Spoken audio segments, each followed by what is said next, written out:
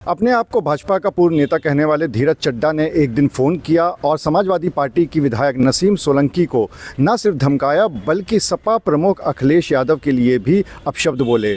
इस पूरे मामले ने तूल पकड़ लिया और उसके बाद धीरज चड्डा के खिलाफ मुकदमा दर्ज होकर उसको जेल भी भेज दिया गया है।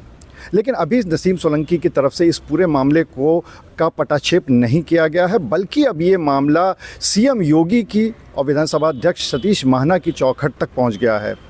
नसीम सोलंकी हर जगह गई हैं, विधानसभा अध्यक्ष सतीश महाना के पास भी गई, सीएम योगी के पास भी गई, अखिलेश यादव के पास भी गई और हर जगह उन्होंने जाकर अपनी बात रखी है कि आखिर एक महिला विधायक के साथ इस तरह की चीज़ होती है और वो भी उस दिन जिस दिन महिलाओं के सम्मान में एक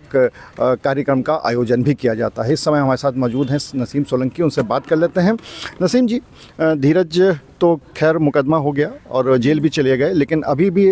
इस मामले को आप हल्के में छोड़ने को राज़ी नहीं हैं। सबसे पहले तो ये बताइए कि आप जब सतीश महाना जो विधानसभा अध्यक्ष हैं उनके पास गई तो उनसे आपने क्या मांग रखी और उनकी तरफ से क्या बोला गया? हमने उनसे मुलाकात करके और अपनी जो बात रखी, क्योंकि हम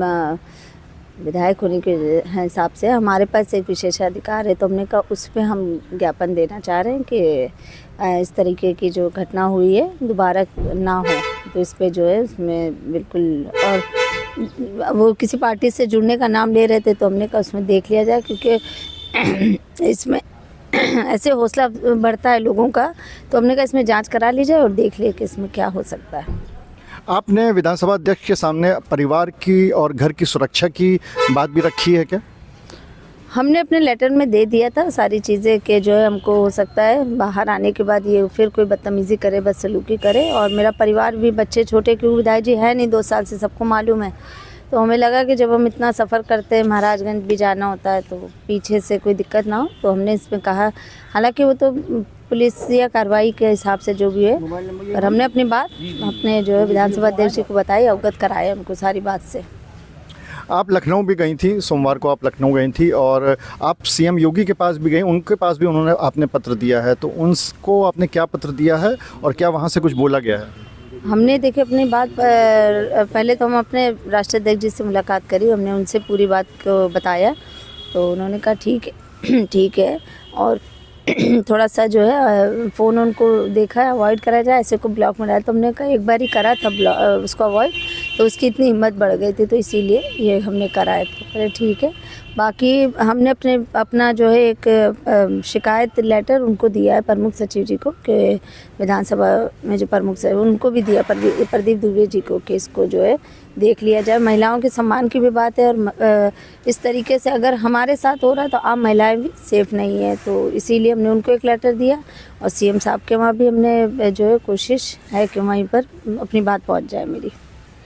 आप एक बात और कह रही थी कि हर बात में, हर मामले में कहीं ना कहीं इरफान सोलंकी का नाम ले लिया जाता है। जब ये फ़ोन भी आपके पास आया था तो भी धीरज चड्डा ने इरफान सोलंकी का नाम लेके बोला था, तो इसको आप किस तरह से देखती हैं?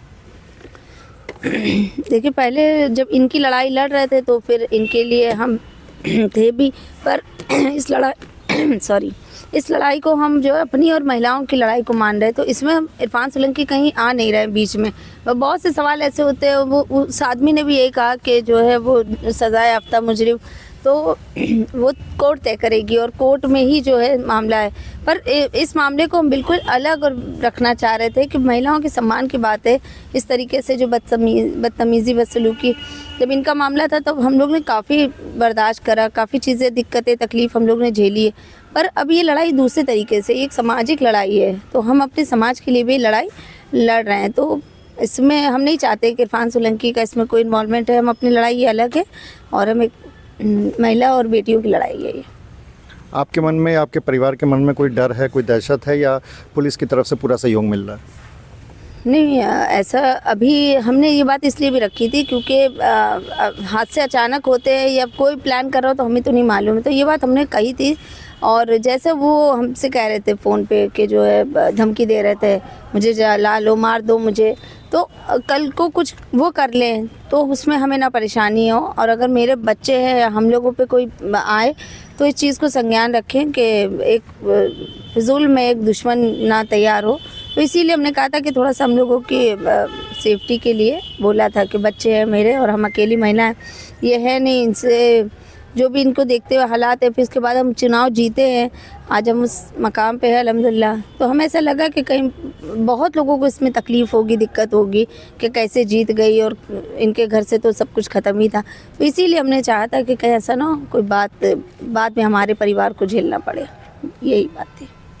तो आप थी नसीम सोलंकी जिन्होंने साफ तौर पे ये कहा कि वो इस मुद्दे को विधानसभा अध्यक्ष के साथ साथ सीएम योगी तक भी ले गई हैं और उनका सिर्फ एक ही कहना है कि ये सिर्फ उन्हीं की बात नहीं है बल्कि सभी महिलाओं के सम्मान की बात है, क्योंकि आज वो विधायक होने के बावजूद उनके साथ अगर ऐसा हुआ है तो कहीं अन्य महिलाओं के साथ भी ऐसा ना हो, यही उनकी कोशिश है। अनुराग अग्रवाल, TV9 कानपुर।